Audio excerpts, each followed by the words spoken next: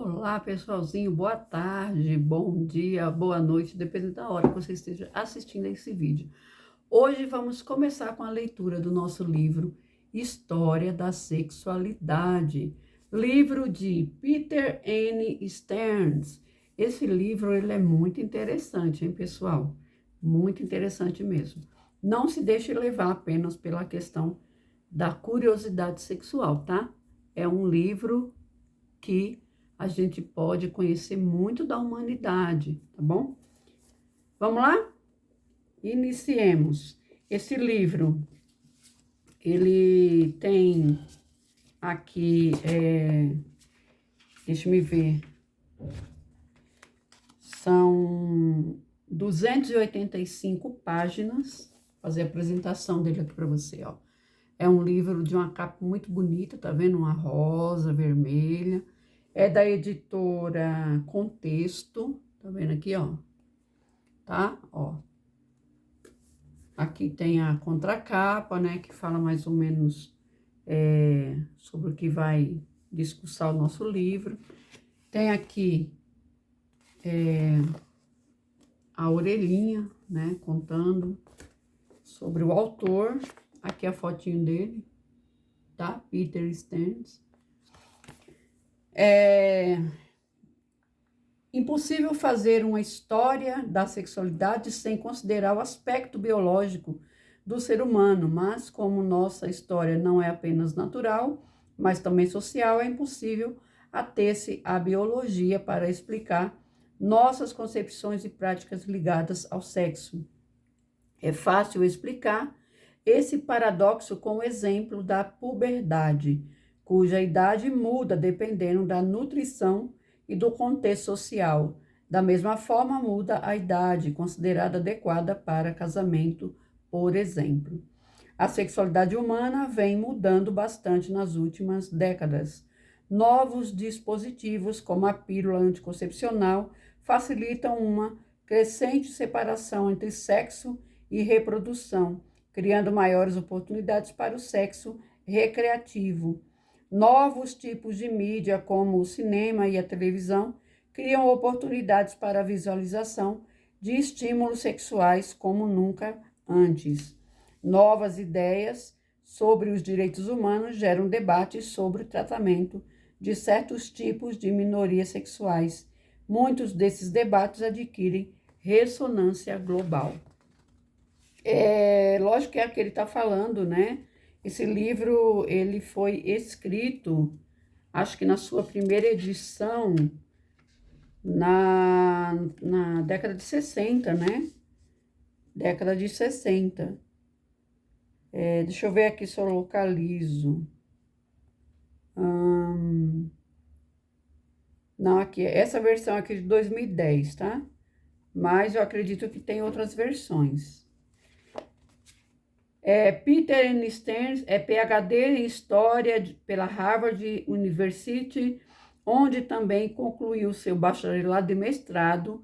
Desde cedo se destacou pela atividade docente, trabalhou na Universidade de Chicago, Reuters, entre outras, e pelo empenho em escrever livros, tanto para especialista quanto para o público mais amplo, tem sido editor de importantes publicações especializadas nos Estados Unidos, como o Journal of Social Stories. Sua preocupação com a história mundial e seu empenho em mostrar práticas sociais em diferentes culturas orientavam a escrita de importantes livros como A Infância, História das Relações de Gênero e essa história da sexualidade, tá? Então, aqui eu li a orelhinha para vocês. Vamos lá para a introdução à edição brasileira. Essa leitura, esse vídeo, eu quero aí 10, 15 minutos no máximo, tá bom? Então, vamos lá. Já estamos com 4 minutos e 48. A introdução à edição brasileira. Este é um livro sobre a sexualidade do passado. e sobre como a sexualidade no passado ajuda a explicar a sexualidade no presente. É uma obra que trata de diversas sociedades do mundo todo e que mostra como atitudes e comportamentos sexuais são afetados por forças globais mais amplas, como o advento da agricultura e mais tarde a urbanização. Olha aí, tá vendo? Não é só sexo, tá, gente? Para essa edição brasileira, escrevi uma nova introdução, em que os alertas sobre o tema, ainda necessários em função dos elementos puritanos nas culturas norte-americanas, são substituídos por uma visão mais entusiasmada sobre o tópico, pois o público leitor brasileiro não precisa de lembretes acerca da importância da sexualidade ou da desejabilidade da discussão do tema. Contudo, a noção de que a sexualidade tem uma história importante merece comentários. Sabemos, para início de conversa, que as culturas sexuais variam e mudam. As atitudes referentes à sexualidade diferem de acordo com contextos sociais distintos.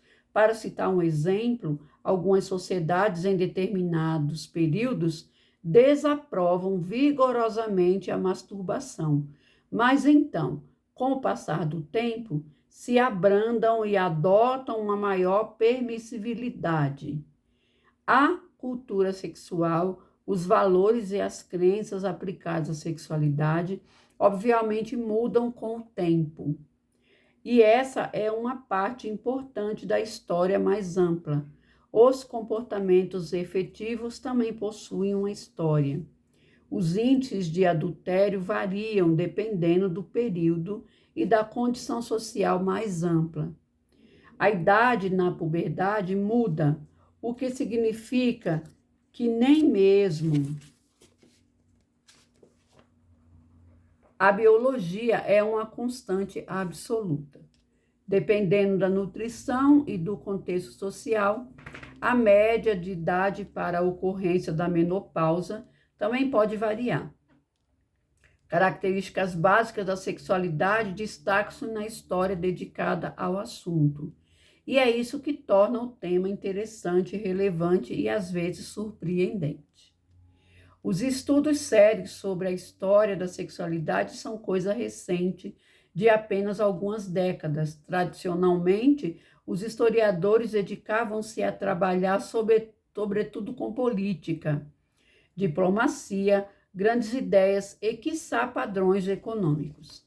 Mas a compreensão dos padrões da sexualidade no passado ajuda a eliminar um aspecto fundamental do comportamento humano, o que deveria ser justificativa suficiente para essa expansão do escopo da disciplina.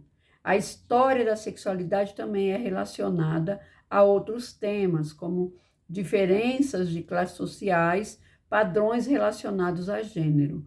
Os governos invariavelmente buscam controlar ou regulamentar o comportamento sexual, nem sempre com muito sucesso. E o sexo certamente figura no impacto causado pelos exércitos e autoridades coloniais, o que associa diretamente a história da sexualidade a tópicos históricos convencionais.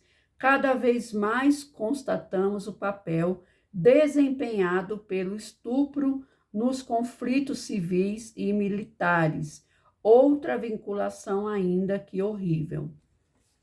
Assim, o tema está longe de ser uma parte frívolo no grande empreendimento da história da humanidade. Sem dúvida, a história da sexualidade envolve questões que algumas pessoas, mesmo em sociedades cada vez mais permissivas, ainda preferem não discutir. Minha convicção pessoal é a de que é melhor falar sobre sexo, na verdade, usando a história como um caminho para investigar questões fundamentais do que ocultar o tema. Mas não existe aqui a intenção de ser gratuitamente chocante. Alguns livros de história da sexualidade concentram-se em comportamentos exóticos que não necessariamente lançam luz sobre aspectos ligados à sexualidade na maioria das pessoas. E esse não é o enfoque do meu livro. A sexualidade é um elemento importante na condição humana e sua história pode e deve ser investigada a partir dessa perspectiva, sem a intenção deliberada de excitar ou ofender. Há, sem sombra de dúvida, aspectos na história da sexualidade que não podem ser estudados como se gostaria, simplesmente porque não existem dados precisos. Os comportamentos de uma sociedade que uma sociedade desaprova são particularmente resistentes às sondagens da história. Para citar um exemplo óbvio, não é fácil obter informações sobre as práticas homossexuais em alguns períodos e lugares. Ainda que os historiadores possam tratar das atitudes acerca da masturbação e discutir alguns aspectos dos seus impactos, jamais teremos condições de falar sobre a variação nos índices de masturbação de um período para o outro, pois essa é uma prática quase sempre mantida em segredo. Outro problema atual é intrigante: as estrondosas campanhas publicitárias de medicamentos que melhoram o desempenho sexual masculino, Viagra e afins, talvez suscitem a seguinte indagação: os casos de disfunção erétil estão aumentando? Novas questões de saúde, como as taxas de diabetes ou hipertensão e suas respectivas medicações, podem causar novos problemas ou o recrudescimento do desejo sexual e da busca do prazer, bem como a necessidade de demonstrar virilidade, mesmo na velhice, também poderiam ajudar a explicar o novo interesse no bom desempenho. Ou tudo pode não passar de uma estratagema das empresas farmacêuticas para badalar os medicamentos. São boas perguntas, mas o fato é que não há como temos certeza. Não existem dados meticulosos sobre a capacidade erétil nem nas décadas anteriores. Em outras palavras, existem tremendas limitações com relação ao que podemos saber em termos históricos ou até mesmo sobre os hábitos sexuais da nossa própria época. Mas os historiadores descobriram muita coisa e é possível discutir significativas mudanças e continuidades históricas.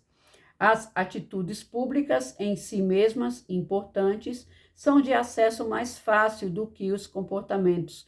Porém, mesmo muitos desses últimos se prestam a importantes descrições e análises históricas. O tema é tão interessante que mesmo um tratamento histórico mais ou menos limitado vale o esforço.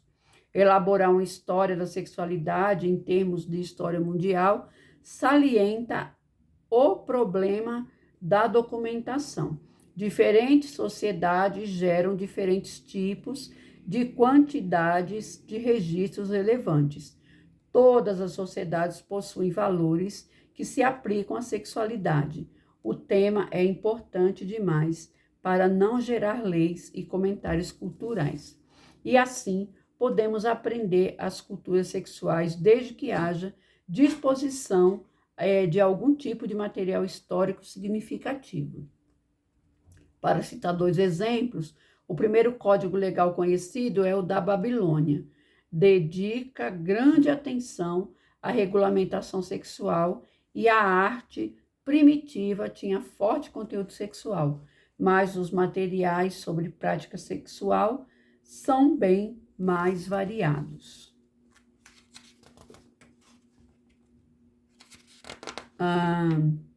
Pelo menos igualmente importante para nossos propósitos é o fato de que os historiadores estudaram a sexualidade de algumas sociedades de maneira bem mais abrangente do que a de outras, o que significa que nem todas as comparações que talvez desejássemos empreender são possíveis. Na verdade, existem oportunidades concretas para o desenvolvimento do futuro trabalho sobre a história da sexualidade, vista como tópicos comparativos e globais, com forte potencial para avanços importantes e efetivos no conhecimento histórico, do mesmo tipo que já se mostrou relevante e bem-sucedido na pesquisa sobre diversas sociedades. Para finalizar a nossa leitura de hoje, a comparação é essencial. Diferentes sociedades têm diferentes padrões, de modo que a comparação revela muita coisa sobre as civilizações particulares e como elas funcionam e funcionavam. Hoje em dia, a televisão brasileira, incluindo as novelas, faz referência bem mais explícita à sexualidade do que seu congênere nos Estados Unidos. Até mesmo o conteúdo sensual da arte pode ser extremamente diferente, como revela facilmente a comparação entre as estátuas das deusas hindus e as mulheres retratadas na arte chinesa. O contato entre as sociedades também afetam sobremaneira a cultura e a prática sexual. Era comum que os colonizadores tivessem filhos ilegítimos com os nativos, ajudando a estabelecer uma difundida incidência de sexo fora do casamento, que tem duradouros impactos na América Latina, incluindo, é claro, o Brasil.